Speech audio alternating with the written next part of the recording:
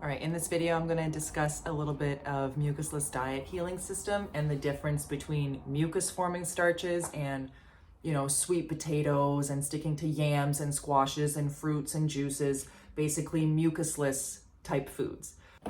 This book, and this book, which really truly inspired me to start on a vegan lifestyle, but I was strung into the fasting and raw vegan type instead of just being high carb, low fat. I'd also like to preface this video. I had another comment as well that was like, what am I doing wrong? And I'd like everyone to comment, what have you done right this past year? What have you done right with the sugar diet? Say 3 things that you've done right and 1 thing that you've done wrong, that you know that you consciously have done wrong.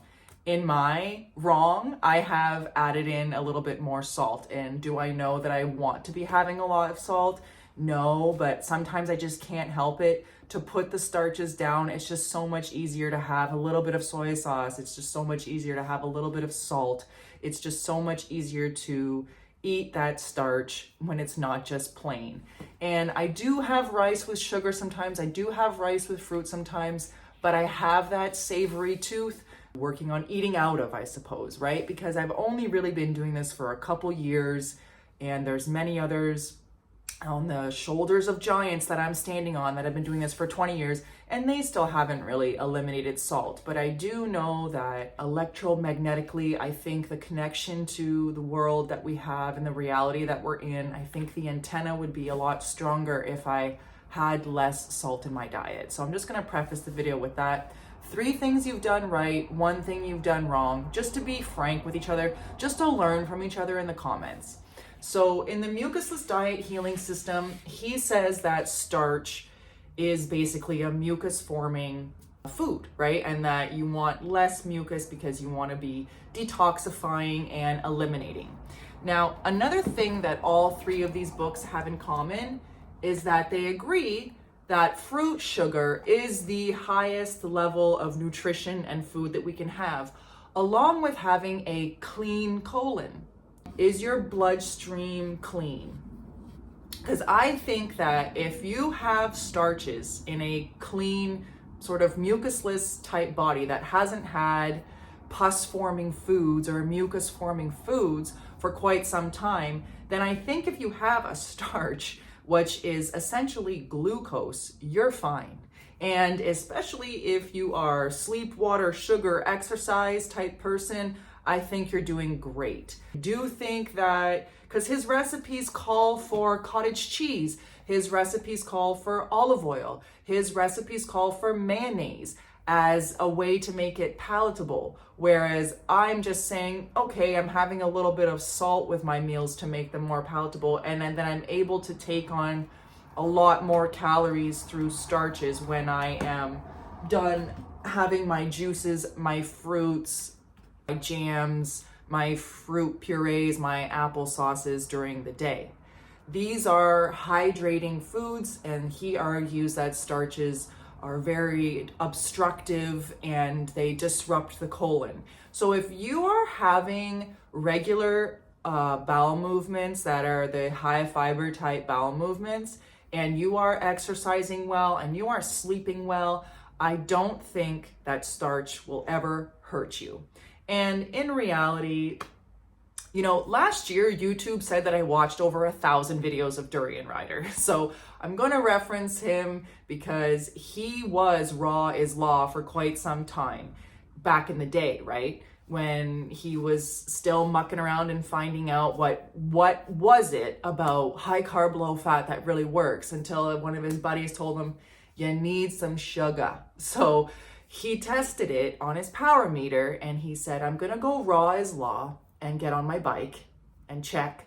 And then I'm going to bump up that sugar and I'm going to have, he says 600 to 1,000 grams of carbs a day is what his frame, his male body needs.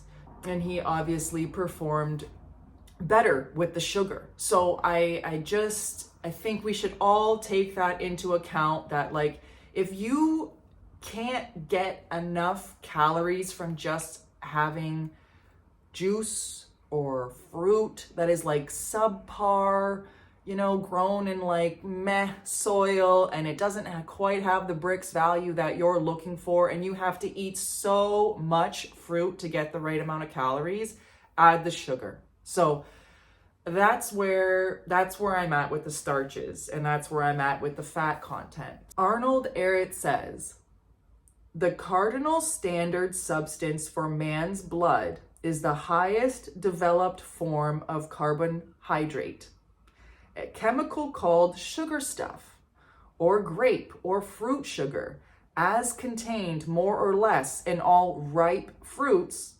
So basically he's saying the reason why fruit is so incredible, and the reason why we would want to seek out this fruit because it looks good and it's right there on the tree, is because of the sugar.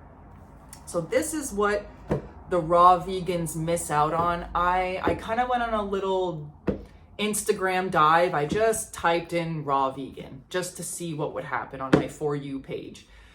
And it is like just, not all of them. There are some raw vegans that get enough calories, but there's so many that don't get enough calories. And I literally was looking at these people going, yeah, I remember when I looked like that. I remember when my arms were like the size of my pinky finger. And people celebrate them and say like, oh yes, fasting is the fastest way to health and all this shit. And it's not funny, but they really miss out on the point of why the fruit is good. Dr. Morse, there's a video interview of him saying like, guys, it's the biophotons. It's just, you just have that fruit and then I don't know what happens. And it's like, you had sugar. You had sugar. So get to the point.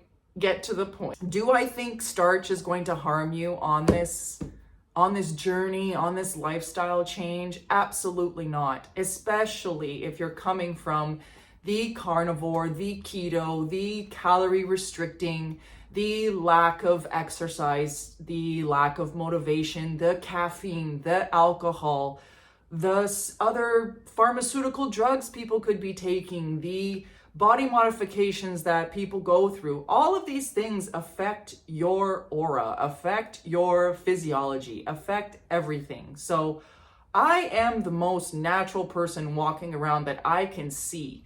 It is crazy what is going on. There is so many people just popping these things in their mouth and going on with their day and like considering themselves a normal person in society. So I am very driven to be like as natural as possible. And one of the cyclists that I look to as well is Katie Kukabura, I think her name is.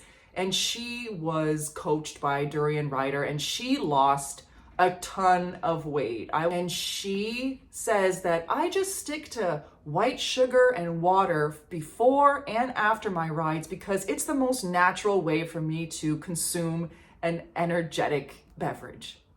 She says it's the most natural. So think about that, Like I have raw vegans telling me that I am insane because I'm having pasteurized juice and adding sugar to it. I've got carnivores telling me that I haven't eaten and that I'm losing my mind and I'm losing my hair and I'm losing all this nutrients and I'm gonna turn into a frail thing.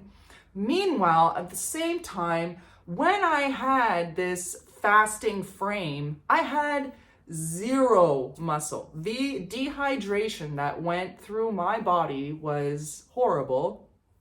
And I lost so much muscle. And then I've got people now commenting like, what's your glute workout? And it's like, my glute workout is having enough carbs. And I'm not even joking. The first 6 months, I only walked, but I walked a lot. I probably walked 15,000 steps a day on average. And then I would play beach soccer barefoot twice a week, weather and tide pending. So that was my physical output. And then I would also have as much sugar as I wanted, and it would put me to sleep sometimes because my body needed to recover from all of the damage I put it through and the calories that I had restricted and had to pay back the receipts.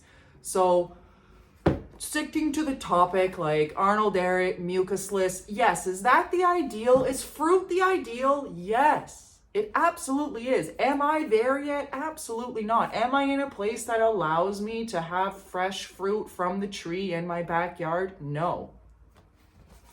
This is the next best thing. And I'm not going to be like, oh my gosh, it's in plastic. Oh no. Oh, I'm going to avoid that sugar because, oh, it's not organic, blah, blah. Like, get a grip, guys. Like, how many blockers do you put in your own vision because you're scared to start? So just try it. If you feel like, okay, I feel like a starchless day. Sometimes I don't have a ton of starch at night because I've had 4 of these. And then it's like, all right, just a little bowl of rice will do. A little bit of green onion on it or a little bit of soy sauce to get it down. And I'm always hydrating before my meals so that it goes down quite nicely and then I can have a proper bowel movement in the morning. Starch is not the problem. Starch you might retain a little bit of water. You might develop, like your glutes might actually come back to what they used to be. You know, I think I'm very genetically blessed and I have a very thorough athletic background that my muscle memory does remember all of the sports that I went through. I was basketball, volleyball, track and field, soccer, badminton, like all through elementary and high school, and I played on travel teams. But then when I went to university, I thought I'm done with the politics of sports and all the, it's such like a big problem. So I'm just gonna party and do the college experience and everything else. And I had acne and I had inflamed gums and I gained some weight around my belly and things. And like, I wasn't healthy because I was just right on to caffeine and stressed and in university and everything else. And then I did eventually get back to working out in a gym, but it's not the same as playing a sport. And I always missed that competition. So I'm so very thankful that I have the beach here, that I can compete with other people playing volleyball, playing soccer. And it just like makes me feel like a kid again. And I'm so focused that that's like the only thing that matters. It's like the World Cup every game. But in any case, the starch is not the problem. The starch is not the problem. Like how much have you cleaned out from your previous lifestyle is the question I should be asking you guys. In the long run, I don't think starches are ever going to hurt you because they're a great source of glucose, which is essential for your health, for your happiness, for your vitality, for your aura. The starch is not the problem. The fat will definitely hurt you, especially if you have it in excess. I think most people are having 100 plus grams of fat easy in a day. Your body makes its own cholesterol. There is fat within this. It's a little bit. There's sodium in this. It's a little bit. But that's like the structure of how we're supposed to absorb these fatty acids and proteins. And the Mucusless Diet Healing System is excellent. I think it's definitely a step in the right direction. And if you prefer just to go with yams and sweet potatoes, applause to you, wonderful for you. But if you have a craving for pasta, it ain't a bad thing. If you have white potatoes, it's not a bad thing. There are plenty of people that have lost weight eating all forms of carbohydrates, and they have plenty of sugar. All they're doing is restricting the amount of fat because it's obvious, we know this by now, that sugar and fat together is just not present in nature.